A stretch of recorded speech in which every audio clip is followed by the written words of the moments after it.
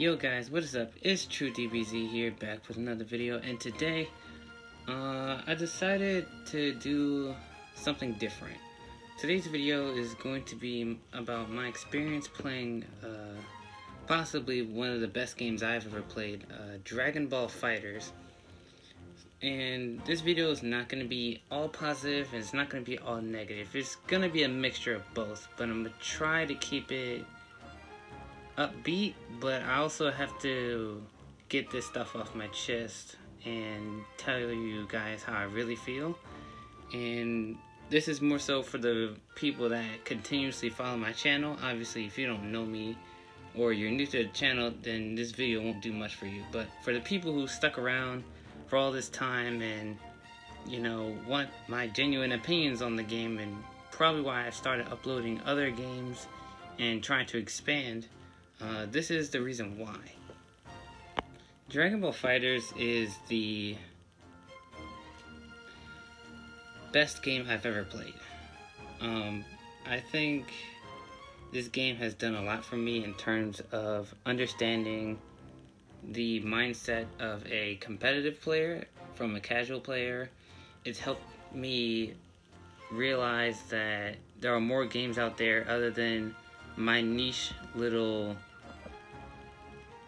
categories that I'm associated with. And it also helped me realize how difficult balancing a game with a very vocal community. And it's been a rough ride, honestly. Looking back on it, I don't think the first 2 seasons of me playing the game were really that bad. Mostly because at that time, my player group, or the people that I played with, we were basically all around the same level, and we pretty much played the game for funsies, pretty much 100%. And then Season 3 happened, and a lot of things changed. With Season 3, ArcSys added a bunch of quality of life changes. They added a bunch of new mechanics to make the game a lot easier, and I wasn't too fond of it. At first, I really didn't mind it, because I was a casual, and I'm still am a casual, but I wasn't in the mindset of a competitive player or a person that wanted to improve that much. I pretty much, at that point, before Season 3, played it just to have fun. And when Season 3 came out, it was pretty much, I convinced myself that it was basically my time to shine. I told myself, this season is going to be my season. Not that I would join any tournaments or become the best player online or anything, but when the patch notes came out and the system changes came out, and I was like, okay, this game is evolving. You know, new UIs, new characters, new patches, and especially since Season 2 only had 1 to 2 patches, Season 3 was going to get a lot more. At the current state, we've pretty much only gotten 1 to 2 major patches of Dragon Ball since Season 3, so it's not as expansive as Season 1 changes were, but they were pretty different and a lot more impactful than Season 2, I would say. But like I was saying before, I really thought Season 3 was going to be my time, and I really wanted to get better. I wanted to understand the game a lot more, and I put a lot of time and energy into this game, and in the end, I feel like I kind of wasted my time.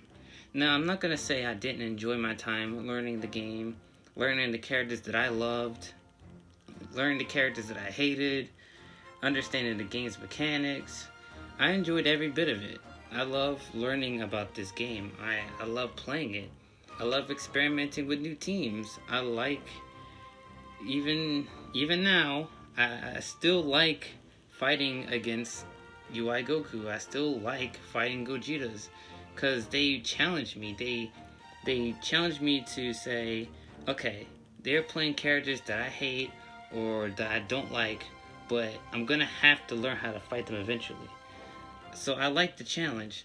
You can fight, Coolers and Keflas and Super Saiyan Goku and Vegetas. Like, that's all cool, but something hits different when your opponent plays a team that you have problems with, and to see that win screen hit victory on your side, it makes you feel different. So even though I hate fighting fusions in the game, I hate fighting UI Goku, I don't like fighting Broly, it is different than just pure hate. It's more of, I hate it for the moment, but if I win, it feels great. And I don't think any game has ever made me felt this conflicted before.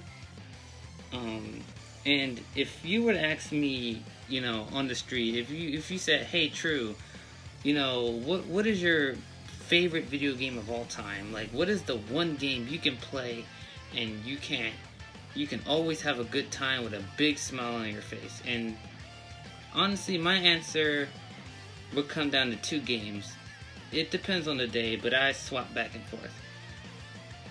Currently, in my mind, my favorite game of all time is Sly Cooper Band of Thieves on the PS2. That game pretty much is perfect to me. It has perfect controls, the characters are perfect, the story is perfect.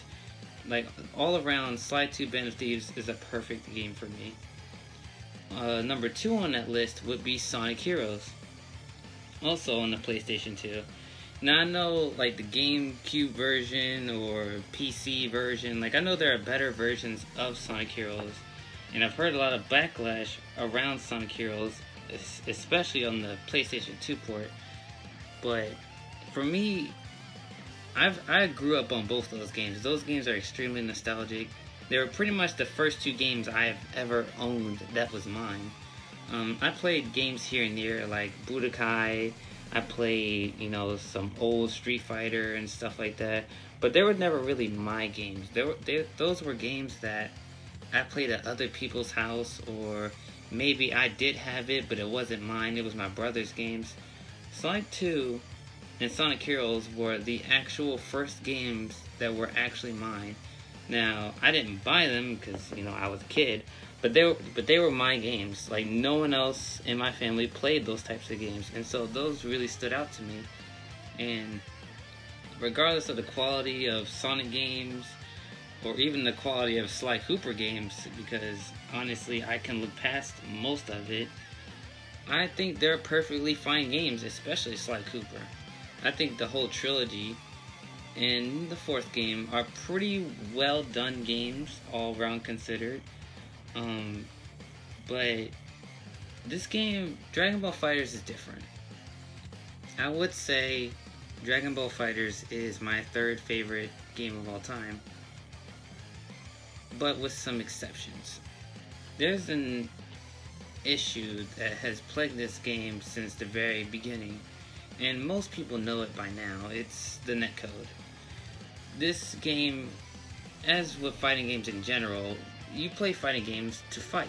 You play fighting games to improve. You play fighting games to better yourself, to learn. And Dragon Ball doesn't let you do that. At least not to me. At least not anymore. And it basically just comes down to its netcode. I cannot have fun playing this game online. And it's very hard for me to play this game anymore, and it's especially hard to play games with my friends, because I feel like I'm the main reason I burnt them out on the game. Now, it's not to say that they didn't have their own reasons for dropping Dragon Ball, like, some of them were into other games at the time. They have their own personal issues, or maybe they're just not into fighting games. Who knows? But I was a main component of them dropping the game, and maybe they won't admit it to me, but I feel that in my heart, and it's never going to go away. And it's pretty much going to haunt me until Dragon Ball FighterZ 2 comes out, or we find another squad game that we play that's pretty much universally liked, or something like that. But at its current state, I just can't get this bad taste in my mouth that I, quote unquote, made my friends quit the game. Difficulty is a matter of opinion, right? So something that's easy to me may not be easy to someone else, or maybe something that's hard for me isn't hard for anyone else. Difficulty is subjective, but Dragon Ball is a game that casuals can get into. Like Dragon Ball is my first fighting game ever that I took seriously, and that's a lot. And that's a lot of its community. Like, Dragon Ball is the very first fighting game they've ever played. So obviously ArcSys made it my priority to make Dragon Ball easy to pick up. And so they introduced, back in Season 1, when the game first came out, they had auto combos. They have auto-correcting auto combos. They have whiffable auto combos. They have Spark. They have Vanish. They have Invincible level 3s. So they have all these system mechanics to help the player, even if, the gap between a player and another player is really big, at the very least, the lesser experienced player would be able to get a few hits in, or maybe even take a character. They have things to help, the lesser of the two. And I didn't mind it back in Season 1 and 2. The auto combos were really annoying, and the netcode was still an issue, though I didn't notice at the time that it was a big issue. At the time, I just thought every game just felt like this online, because the previous game that I played a lot online was Xenoverse 2, and that game's netcode is just pure garbage. So from going from Xenoverse 2 and Xenoverse 1 to Dragon Ball FighterZ was a very huge step up, and so I didn't really see the main issues that Dragon Ball FighterZ had in its netcode. And so it really changed when Season 3 came out, because Season 3 introduced two major casual friendly mechanics that haunt me to this day, and that to this day I hate with a very burning passion. I can't say that I hate Dragon Ball FighterZ, but I could say I hate these two mechanics. I hate Limit Break, and I hate CSS. And one of those things did not even need to exist in the first place. Limit Break is the one that was okay at first. Looking at it on paper, it's not that big of a deal, right? So what Limit Break does is, in team battles, so it's only 2v2s or 3v3s. And so when you only have one character on your team, your icon changes, and your last character gets a bonus damage buff of, I believe, 20% or 10%. I believe it's 20, and then if you activate Spark, the Spark damage is 10%, so it doesn't double. It's just an additive of Spark. But anyway, so when Limit Break activates, you get a 20% damage buff, and you get 1 bar of meter when you enter the screen. And that on paper doesn't seem like a big deal, but in practice it can make one heck of a difference when it pertains to certain characters in the game. Back in Season 2, and even in Season 3, there were a lot of anchor positions not being filled, because the game, Dragon Ball, is made by, how should I word this? The characters in Dragon Ball are made by weaknesses, and these are Lord Knight's words than my words, but I really agree with him on this, is that each character is built with weaknesses that are made to be coped with assists, because assists are there to assist you. So, for example, a major character in the game that has basically had the same problem since launch was Nappa. Nappa can two-touch you easily. His damage is really good. He has unseeable mix-ups. But the weakness that he has is that his neutral is really bad. He doesn't have any good projectiles. He doesn't have a beam. He doesn't really have a way of getting in. So what they did is they made Dragon Ball a team game, which means you can use assists. So if you want to play Nappa, you play a character that gives you a beam, or for 21 you give her like her homing ball. Like, you give Nappa assists to help him in neutral, and vice versa. Nappa has really good assists, so when you tag him out, his assists can help other characters in their weak spots. So the game is built with weaknesses that are supposed to be counterbalanced by assists. And so when you're left with one character, it makes it really hard to come back. And so that's when knowing your basic fundamentals comes in. And this is where Arxis really messed up here, because Arxis is under the impression, or at least they're under the impression of the casual audience, that they do not want to improve in any sort of way. They believe catering to the casual audience is by giving them stuff that they don't need to think about. For example, UI Goku. UI Goku is possibly, and I think he's probably like top 5 most popular Dragon Ball character of all time at this point. But UI Goku is a very popular character. And so when Arxis deals with popular characters, they make them very easy and very good at the same time. The only time Arxis actually go out of their way to make interesting and different characters are with characters that don't really have a fan base, and they kind of just added just to fill in slots, like Master Roshi. You know, he was a niche favorite character for a lot of people, and what did they do? They did give him a super dash. They, gave him the leap mechanic. They gave him guard point DPs. They gave him, a cross-up move. They gave him all sorts of different mechanics because he was a lesser character, and they didn't really need to make him easy. They could really spread their wings out and say, hey, this is Master Roshi, and this is what we can make him look like. And UI Goku and Bardock and Z Broly, to an extent, those characters are very popular. So they want people to buy them, and so what they do is they make them very easy to play, so people don't feel like they have to try in order to play these characters. It's like, when you have UI Goku on your team, you feel like UI Goku. You feel, his power, like he's the strongest character in the series currently. So when you pick UI Goku on your team, he makes you feel like the strongest in Dragon Ball.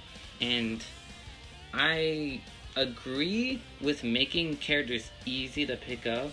What I don't agree with is making their toolkit brain dead easy to use. Now, I don't like brain dead as a thing, but it stands to be noted that a lot of UI Goku players, a lot of Vegito players, Gogeta, Z Broly, Blue Goku, Super Saiyan Blue Vegeta, like all these different Saiyans, they have interesting toolkits, but you don't have to try in order to make them work. And that's the biggest thing I have a problem, other than, system mechanics, I have a really huge issue with. Like, there's nothing more irritating to me than seeing a bad Blue Vegeta player. Because this character, Blue Vegeta, is my second favorite character in FighterZ, my favorite being Krillin. But I want to focus on Blue Vegeta because he's the perfect character for this type of situation. So you have Blue Vegeta. He plays like at a basic level like every other Vegeta in the game. He has the same basic B&B. Every Vegeta has a kick move. Every Vegeta has a projectile. Every Vegeta has a ki blast. They all have the same 2H. They all have the same 5H. Like, when you look at each Vegeta side by side, they pretty much look exactly the same. But what really interests me about Blue Vegeta out of all of them is his Rekka system, because with that, in order to properly use his Rekkas, you have to think about your situation and how that affects your Rekkas. So, for example, if you're playing Blue Vegeta mid-screen, you want to do medium Rekka into EX Rekka in order to get his 50-50. Or in the corner, you only do his medium Rekka for 50-50. If you're doing a combo, you can do medium Rekka and the EX Rekka for a side switch combo. You can use his 2 medium Rekkas to go full screen in a combo. Like, you can do so much stuff with his Rekkas, and every time I see a Blue Vegeta player, they don't know how to use his Rekkas, they don't know how to use his Ki Blast, they don't know how to use Big Bang Attack, they don't know how his double supers work, they don't know how powerful his grabs are. Like, they just don't know the character. But because it's Vegeta, he plays at a basic level like every other Vegeta. So they made the character easy to pick up, but hard to master, which I appreciate. The only problem is that FighterZ has such an abundance of characters that tell you you can do this and have the same result as this. Meaning, if I play UI Goku and my opponent is playing, let's just say Cooler, for example. If I play UI Goku, I can do an auto combo into the regular BNB and do 3,900 damage, and then if Cooler goes out of his way to learn jump cancels, learn his dive kick into his DP, all that gives you what, 4,100 damage? And you might say, well, that's a whole 200 damage difference. Yeah, but the difference is, or the bad part is that another problem I have with this game is when it's your turn and after that combo ends, you have to deal with Oki. And the thing that FighterZ does really badly is managing Oki setups and defense. This game is way too defensive for its own good, and I hate that. It wouldn't be as bad with dealing with, you know, all the crack shit in this game if I could just put my opponent in a situation where they can't do anything. It's my turn. I know I can do something here and not have to worry about them doing something, or always having the advantage where I have to guess on my own setup. Like, it's just bothering to me. And I know I kind of rambled on past the system mechanics. I'll get right back to that, but I want to talk about the defensive options in this game before I go back to that. Defensive options in this game are just really annoying to deal with, and probably my second most hated thing other than the system mechanics.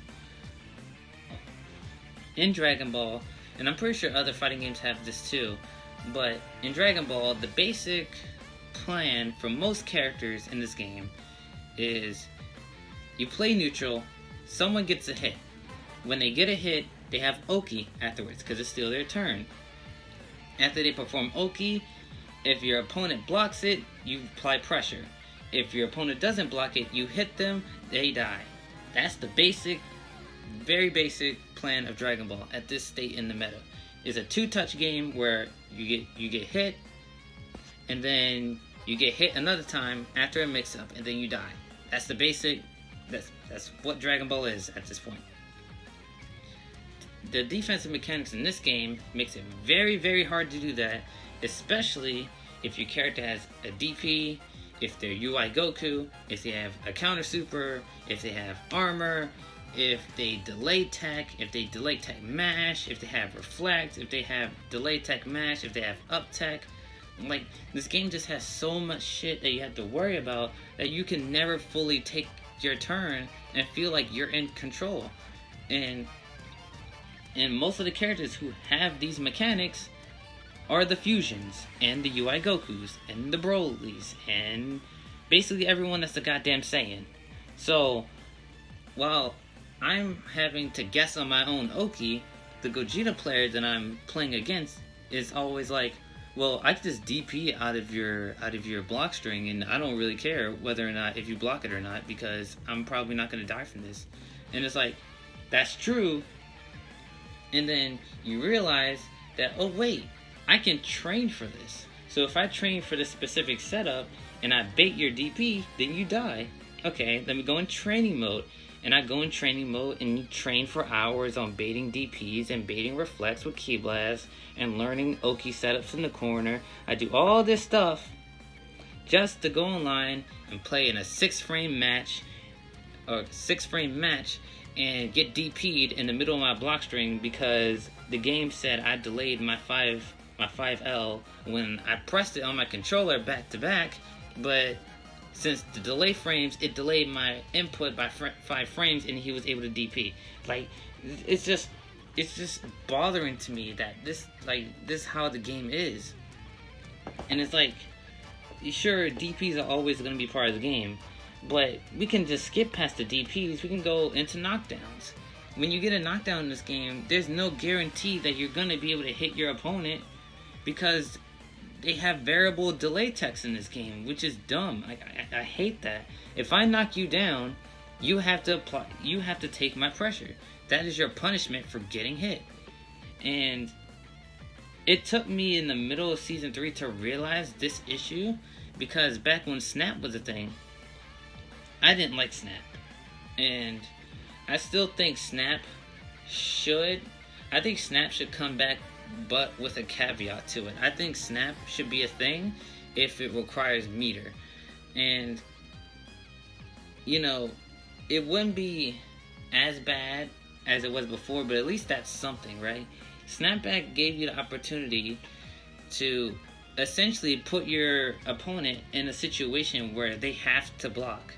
This game, Dragon Ball, literally is the best described in its title. It's a Dragon Ball fighting game. What do you play fighting games to play? Well, why do you play fighting games in general? You play fighting games to fight. You do not play them to block. So you're playing a Dragon Ball fighting game. So people are gonna fight with Dragon Ball characters. People are not going to block with with Dragon Ball characters. And that's exactly what people do.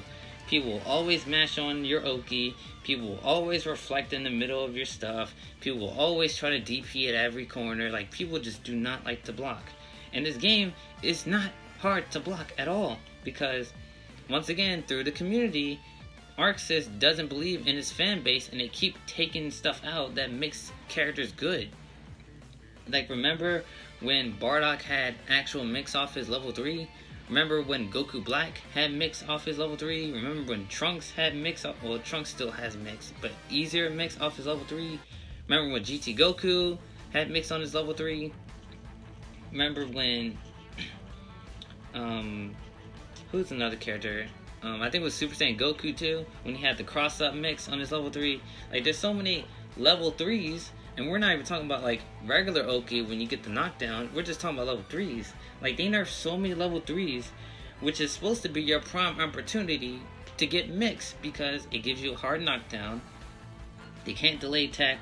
They can't, mash if you do the setup right. Like, your opponent has to block, right? But they keep nerfing them, and the only good level 3s in the game are Android 18, Android 21, and Baby, Super Baby 2.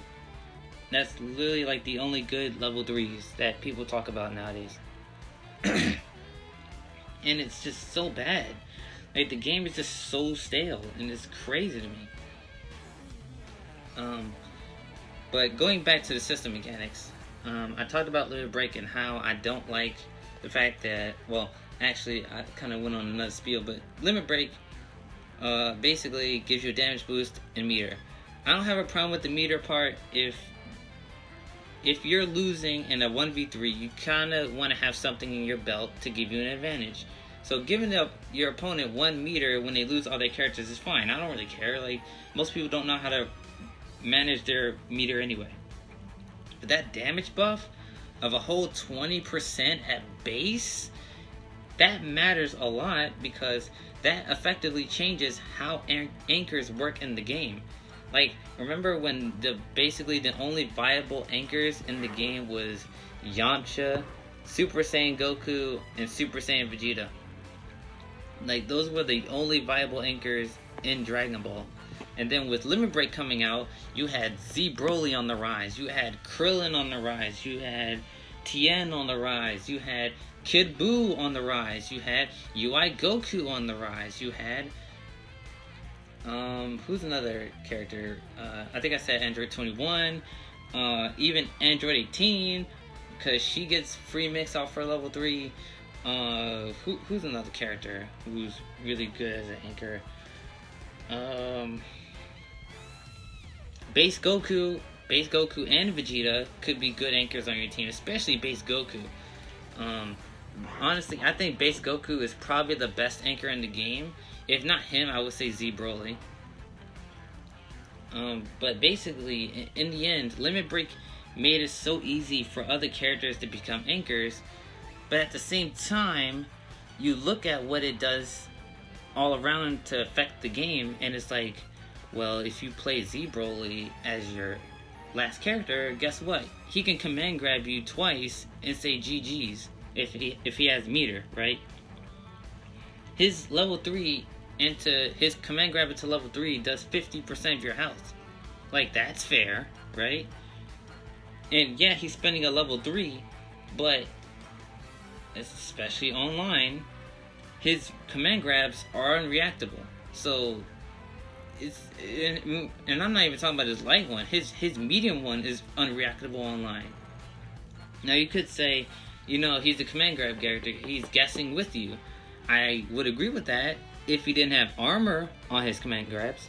Literally, one of the options to beat grapplers is to hit him, because if he's guessing with you, he has to guess if you're gonna mash. And Z Broly doesn't have that issue, because A, he wins neutral for free, and 2, he has armor on his command grab, so if you mash, he'll go straight through it with no issues. So it's not even a guess on Broly's part, because he already knows 9 times out of 10 you're gonna get grabbed regardless of what you do. So it's like, there's no guessing there. And then Base Goku, his damage is insane, his neutral is insane, his command grab can be tick throwed, unlike Broly. So he even has an easier time grabbing people because he can tick throw it. Krillin became one of the best anchors in the game with his new B assist, his new A assist. He does a lot of damage now. He pretty much builds 2 bar out of every combo. Like, Krillin got a really big buff in this game, and I love that Limit Break gave these characters the opportunity to shine. But at the same time, it's like, you give Limit Break to UI Goku, you give Limit Break to Z Broly, you give Limit Break to Android 21. The characters that don't need it still get it, and they're still just as strong as they always been. Like, you can say, well, Z Broly wasn't that strong back before Nationals or 21. It was like, no, they were still just as strong. It's just that nobody wanted to play them because the meta was still settling in. The reason why people didn't play Z Broly in the it wasn't the Nationals, I think it was Evo. The reason why people didn't play Z Broly other than the Kill Sage is because the meta was still consistent. After Evo, what happened? Literally everyone picked up Broly because they saw what the Kill Sage could do with Broly. And they were like, yes, that's a top tier character. The reason why they didn't do that in the middle of the tournament is because you're learning a brand new character mid-tournament. Like, no one's going to do that. It's like, you might as well just stick to what you have and what the meta calls for. And at the time, it didn't call for Z Broly because the only Z Broly player was the Kill Sage, and he wasn't running the meta at that point. So it's like, you just run your Kid Boos, you run your Cells, you run your Bardoks, because that's what people know. And there's very less risk in doing that than playing a brand new character that's like, he might be meta, but then he could also just be that player's special character, But after the tournament, what did people do? They flocked right over to Z Broly, and now he's top 3 in the game. Why? Because he was always that good. It's just that people just didn't want to take the risk in learning him. And now that people have, Broly is top 3 in the game. It's basically the same thing with base Vegeta. People thought base Vegeta was so bad for basically since season 1, but he's pretty much always had his jump 2H mix. He always had that. Like, he always had the loops. In fact, he had better loops back in season 1. Base Goku did need some buffs, but when he got them, no one really went out of their way to say, oh yeah, he's better than Super Saiyan Goku. Why? Because people already played Super Saiyan Goku. There was no need to find a replacement because Super Saiyan Goku was always that good. But it's like, people are like, well, base Goku wasn't always that good. It was like, no, he was always that good. It's just that nobody wanted to play him because the meta was already stable. Or stable as it was. So like, there was no need to find a replacement or expand the roster because that character was winning tournaments. So why wouldn't you play that character? So it's like, Limit Break has done a lot to give characters a chance to shine, but it also comes at a detriment for other characters because it just makes those characters that much stronger. And then you add online to it, and it basically becomes a 1v3 in your opponent's favor, and they don't really have to try as much as you do because they have a very strong character with very good options, with a damage boost, with spark, and an additional meter to what they already had. So it's like, you stack all of that, and then if the player is actually competent, or if it's online's case, if they're just crazy enough, they'll solo your entire team before you even know it. And that is very infuriating, especially when it happens constantly. And it's not even against certain people. It's constantly you're fighting UI Goku. It's constantly you're fighting Z Broly. It's constant you play Android 21. It's constant that you play Gogeta. It's constant you fight Vegeta. It's constant you fight Super Saiyan 4 Gogeta. Like, it's constant to fight all these characters. And then you add in system mechanics that the game would be fine. Well, it'd be better without, but it's crazy that they still let this stuff rock after 3 years. Especially after adding Super Saiyan 4 Gogeta, because literally people has been complaining about auto combo tracking since what? People discovered Team Gohan or Bardock when he came out. Like, people have been complaining about this for years. And then they released Super Saiyan 4 Gogeta, the last character, and they give him a double kicking auto combo that side switches if you jump over it, and it anti-airs. So it's basically a 2H within an auto combo. Like, what? Like, did you not learn from your mistakes? Are you intentionally making these characters annoying to fight? Like, are you just going out of your way to make everyone miserable? It's just baffling to me. And you could say, well, I'm just ranting from a casual perspective, and competitively, these characters aren't that bad. I agree. Competitively, in an offline setting, all these characters are not that bad. They may be still dumb, but they're not bad. What makes them bad is when you add online and casual players to the thing. People who just want to play the game just to mash, just to have a couple minutes of fun. And if that's how you enjoy the game, I'm not going to stop you. You enjoy the game how you want to. But if you're fighting against me, I'm playing the game to improve. So if you're constantly doing the same option over and over again, what am I learning? How to fight you and that one specific thing? Okay, sure. That's fun for like the first time I counted you for it. And then you keep doing it, and it's like, okay, this is not fun anymore. Can we like switch it up? Like, can you do something else? Like, it's just not fun. It just makes it boring. And then you add all the defensive options this game has, and then you can never get your turn back. It feels like you can never get started because you're always looking out for a DP.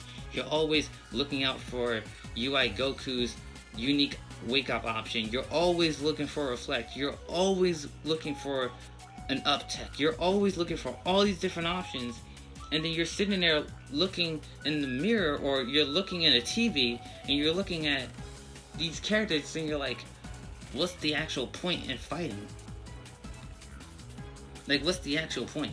What's the point in playing Dragon Ball anymore? Like, there's supposed to be a patch coming in middle of August. It is currently the 3rd of August, I believe, as me recording this video. It's currently the 3rd. So within 2 to 3 weeks, the new patch should be out. And maybe they'll change stuff about the system.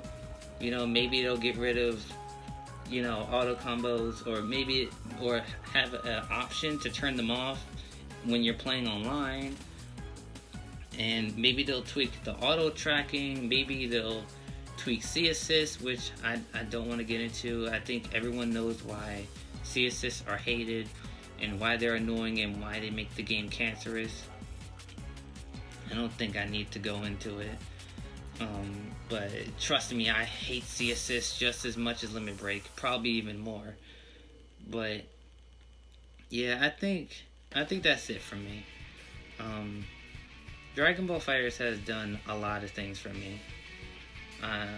It's introduced me to a whole new specter of fighting games. It's introduced me to Skullgirls, it introduced me to Guilty Gear, it introduced me to Street Fighter, Mortal Kombat. It's made me view a different side of the video game community, and that is the competitive scene. And I just thought video games were always just for kids, but there are full-grown adults that play fighting games as a job, and I just never thought that could ever be a thing. So it's introduced me to a whole new field of video games. And even in my worst downtime playing fighters, like whenever I get bored of fighters, or whenever it would make me so mad, it made me want to go out of my comfort zone and play other games. Like without Dragon Ball FighterZ, I never would have gotten in Persona 5, Persona 5 Royal, or Strikers. I never would have picked up that game because it wouldn't have forced me to say, wow, I've been playing this one game for this long, I need to play something else. Like, I never would have gotten in Persona if I didn't play Fighters. I wouldn't have gotten into watching certain different shows. Right now, I'm watching Kobayashi's Dragon Maid, and that's one of my favorite animes of all time.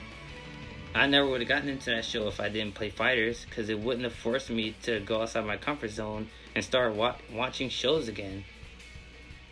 I never would have, gone to the movies to see King Kong versus Godzilla. Like, I wasn't a fan of movie theaters, but then, being bored of Fighters or being pissed off, I was like, I need to do something different. I need to be more expansive. And so I went to the movie theaters, and I loved that movie. Like, there's nothing better than being in a movie theater and just seeing giant kaijus just battling to the death. Like, it was just so cool. So it's like, in that aspect, I love Fighters. I love the fact that it's given me the opportunity to experience different things, but playing the game now, it's just not fun. It's not fun at all. I did a stream yesterday, which was the 2nd of August, and basically I was playing with my friends, and the first couple matches I was actually trying to relearn the game. I was getting into the groove, and my friends don't play the game that often.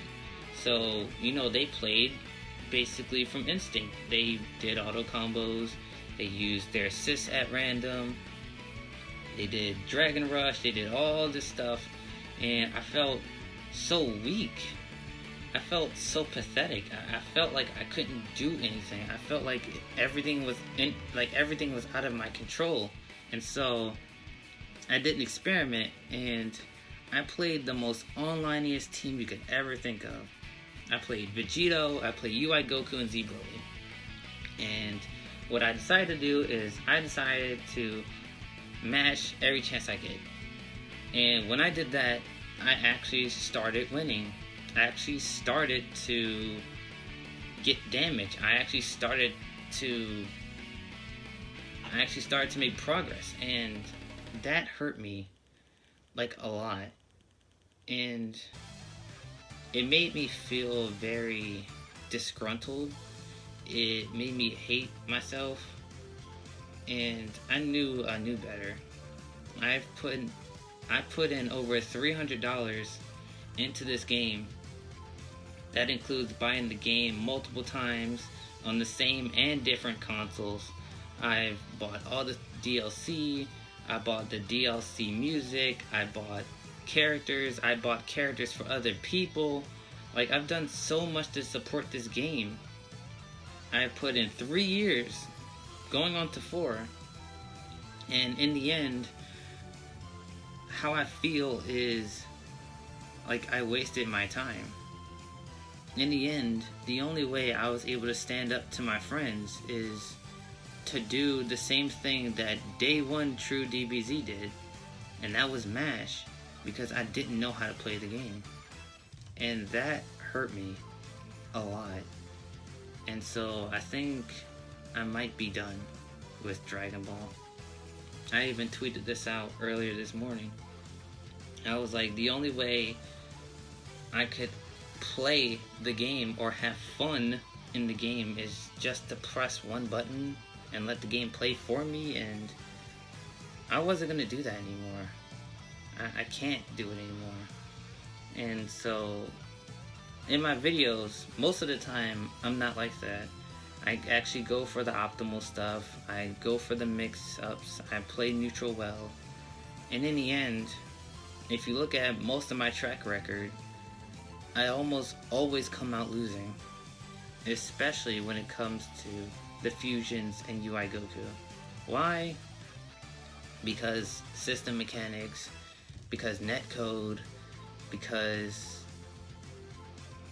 it's just a combination of, you know, the game being too easy but not too hard, or the game giving the players every advantage they can get to get out of a situation, or feeling like you can't do anything. It's just a very conflicting feeling I have for this game. So in all, I would love to say Dragon Ball FighterZ is the greatest game I've ever played, but I would say Dragon Ball FighterZ is the most conflicted game I've ever played. It's given me very great memories, but it's also given me very, very bad ones and very bad experiences that honestly I just don't want to keep reliving. You know, learning a new character, like for example, I was very interested in playing Bardock ever since season 1. Well, ever since, you know, I've started watching Dragon Ball, I really liked Bardock. But when he came out, he was very toxic. He was basically, if you didn't play Bardock, you didn't win. And I didn't want to be a part of that, so I stayed away for so long until a couple weeks ago. And I was like, well, Bardock's a lot toned down. He has a lot more combo routes than he did before, so I wanted to play him.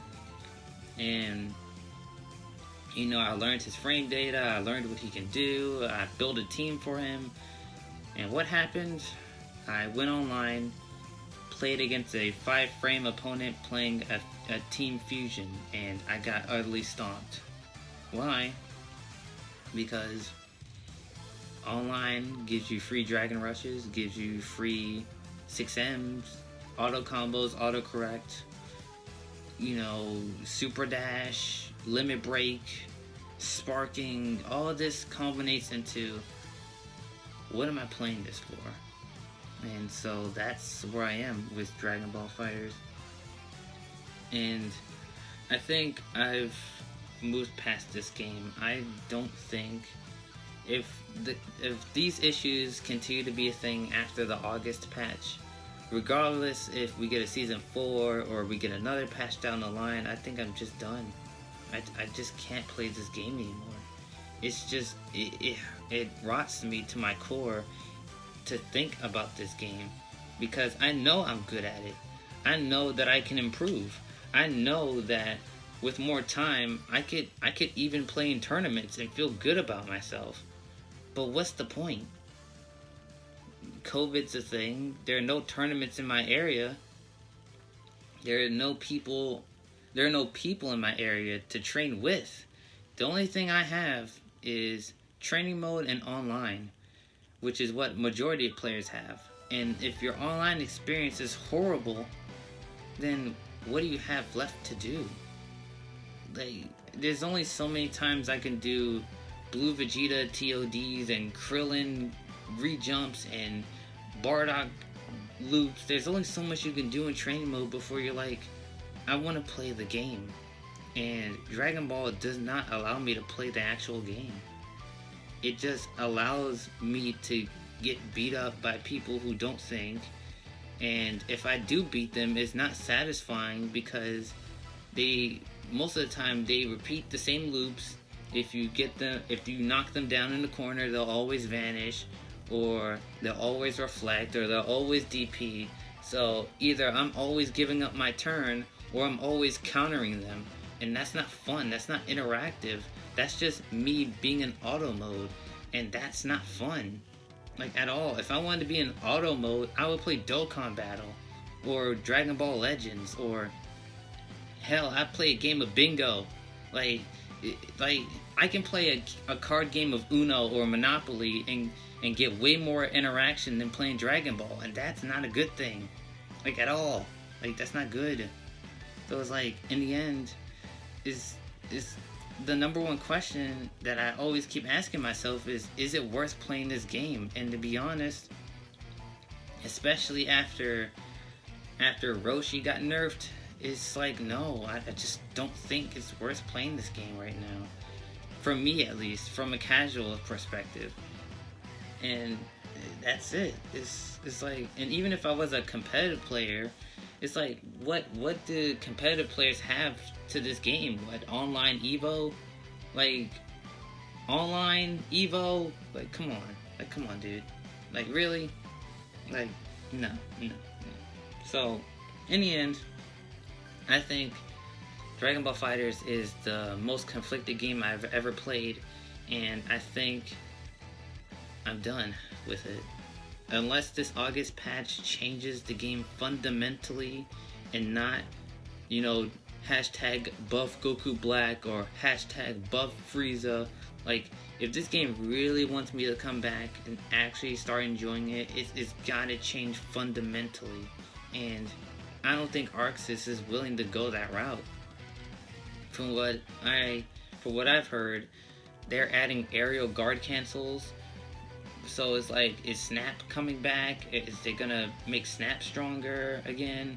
Or is that just another defensive option that I'm just gonna have to give up my turn because that's the only thing players know how to do? It's like, it's just not worth it. Like, at all. Why should I have to worry about giving hits to my opponent because they can just do 12 different options that I'll have to guess for? Like, it's just not worth it, man. So,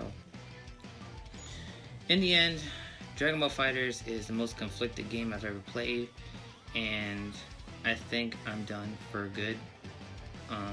Unless this August patch changes it fundamentally and I can actually start playing the game. Maybe in a Dragon Ball FighterZ 2, maybe we'll get robot netcode, and then I can actually play a FighterZ game that I can actually enjoy. But I don't think robot's coming to the game. So if they can change the game fundamentally and make it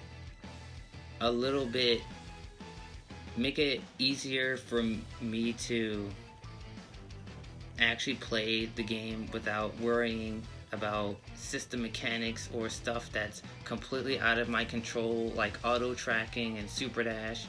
It's like, without those changes, it's just that I just don't think it's worth playing at all. So thank you guys for watching and listening to my little spiel. If you guys do enjoy this type of content, I will be doing more discussion videos and stuff like this in the future. I also stream pretty much every day. I don't stream every day, but whenever I stream, I'll make a video about it on the channel, and I'll also put out on Twitter and Facebook, which I'll also have links to in the description below. So with all that being said, guys, I hope you guys enjoyed this video. If you did, please press that like button, comment down your favorite part, and comment down some, maybe there's some things that I missed, or maybe some things I just don't understand. But make sure to add some comments and subscribe to the channel for more content in the future. So with all that being said, guys, I hope you have a very nice afternoon, and I'll see you guys later. Sayonara.